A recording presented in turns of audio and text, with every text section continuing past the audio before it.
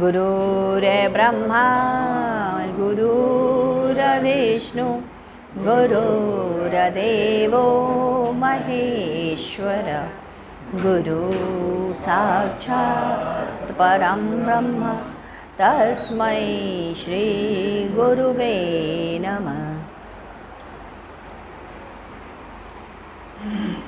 आइए आगे की तरफ पढ़ें। 19 मार्च सन 1994। आज प्रातःकाल वंदना आई। उन्होंने बताया कि अभी खिचड़ी के समय जनवरी में भगवान श्री कृष्ण का पायल बढ़ गया था। मैंने उसे छोटा कराया। गुरु पूर्णिमा को भी हम छोटा कराकर पहनाए थे। 6 महीने बाद पुनः पायल बढ़ गई। इस बार फिर किशन जी के पैर में से पायल सरक गया। मैं उसे उसी सोनार के पास भिजवाती हूँ और प्रायः वह इसे कहता है, उसी सोनार के पास जाता है और उसी सोनार के पास घर जाकर वापस ले आती हूँ। मैंने उससे कह दिया है कि हाथों हाथ कटवा करके लेते आइएगा। उस दिन भी सोनार के यहाँ बहुत भीड़ थी। थोड़ा काम था। उसने कहा 1 घंटे के बाद आइएगा, हम दे देते हैं। भैया जी लाना भूल गए। रात्रि के 12 बजे जब सोने गए तो उन्हें याद आया पायल तो लेना भूल गए, प्रातः चलकर ले आएंगे। जब दूसरे दिन वह उस पायल को लेने गए तो सुनार ने कहा, भैया यह पायल कहाँ की है? कहीं मूर्ति का पायल बढ़ला? प्रत्येक 6 महीना पे आप ही पायल के कटवावेला। आज इस पायल को हम जब काटने लगे तो हमने 2 छोटे छोटे पैर की झलक दिख रही थी। पायल में बराबर झुनझुन की आवाज़ भी रात में आ रही थी। कटाई का पैसा इस बार हम तो से न ले। ये बड़ा ही अद्भुत और रोमांचकारी बात हुई। सुनार को भगवान के पायल में दोनों पैरों की झलक जैसा आभास हुआ। पायल सुनार के यहाँ गई थी और उसे आवाज़ भी आई उसके बजने की।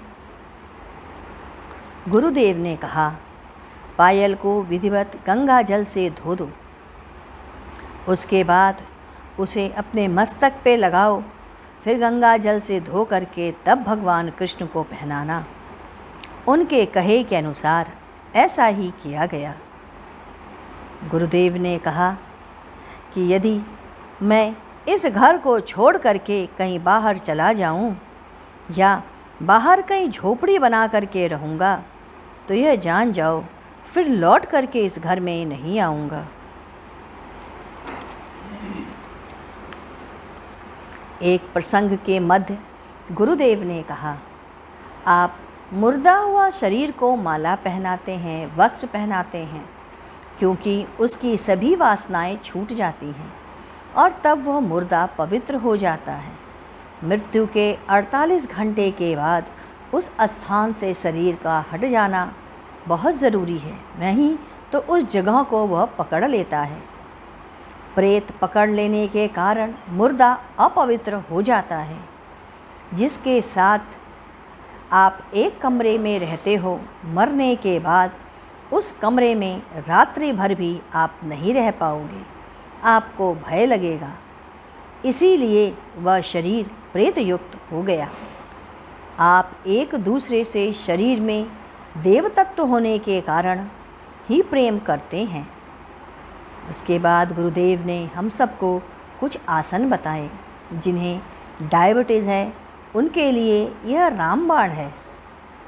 पहला मत्स्येंद्रासन, दूसरा अर्धमत्स्येंद्रासन, भुजंगासन, सलभासन, वज्रासन, योग मुद्रा, उतानपादासन और उक्त रक्तचाप वालों के लिए पवन मुक्तासन, एक पाद मुक्तासन और शवासन। डायबिटीज़ के लक्षणों में अचानक शरीर का वजन कम हो जाना, प्रारंभ में पेशाब बार बार होना, भूख का यकायक बढ़ जाना या कम हो जाना। इसके अंदर वर्जित संतरा, केला, अंगूर, मुसब्बी, आलू, चावल, चीनी और आहार, प्रातःकाल टहलना और अंकुर निकला हुआ चना और मूंग खाना। गुरुदेव ने कहा, जिस मिट्टी के पात्र में बराबर घी रखा जा सकता है, उसमें यद्यपि घी नहीं भी रखा जाए, परंतु उस पात्र को जब आंच पे रखते हैं तो उसमें से घी पसीजने लगता है। अतः आप अपने को बराबर देखते रहिए। इसीलिए कहते हैं, गुरु की वाणी कभी नहीं मरनी। भले ही गुरु मर जाए, किंतु उसकी वाणी कभी नहीं मरनी चाहिए। गुरुदेव कहते हैं, प्रातःकाल साकार रूप में पूजा करवाता हूँ, सायंकाल कहता हूँ राम कृष्ण आपका चिंतन है, अतः निराकार है। सूक्ष्म को पकड़ने के लिए अति सूक्ष्म होना पड़ता है। अतः गुरु जब जो कहता है वैसा ही आप करते चलें। आपको अलग से कुछ नहीं करना होता। शंकराचार्य के शिष्य पद्माचार्य जी थे। वे गुरु को छोड़ कुछ जानते ही नहीं थे। एक बार वे नदी के उस पार गुरु के कार्य में लगे थे। गुरु ने इस पार आने के लिए आवाज़ लगा दी। पद्माचार्य वैसे ही चल पड़े। नदी पर पैर रखते चले दौड़े आ रहे थे।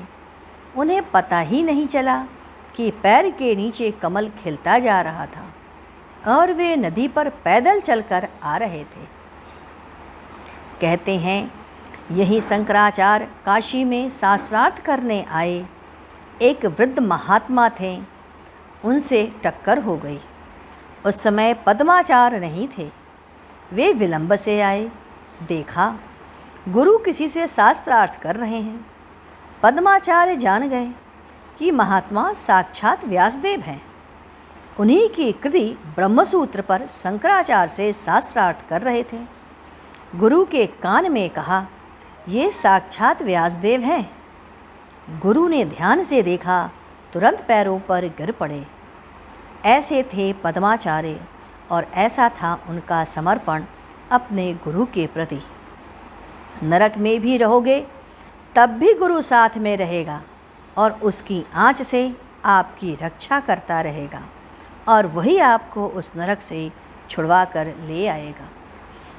आइए हम लोग गुरु कीर्तन करें। ओम मंगलम ओंकार मंगलम गुरु मंगलम गुरुदेव मंगलम। ओम मंगलम ओंकार मंगलम गुरु मंगलम गुरुदेव मंगलम। ओम मंगलम ओंकार मंगलम गुरु मंगलम गुरुदेव मंगलम। ओम मंगलम ओंकार मंगलम गुरु मंगलम गुरुदेव मंगलम। ओम मंगलम ओंकार मंगलम गुरु मंगलम गुरुदेव मंगलम। ओम मंगलम ओंकार मंगलम गुरु मंगलम गुरुदेव मंगलम। ओम मंगलम ओंकार मंगलम गुरु मंगलम गुरुदेव मंगलम। बोलिए सद्गुरुदेव महाराज की जय।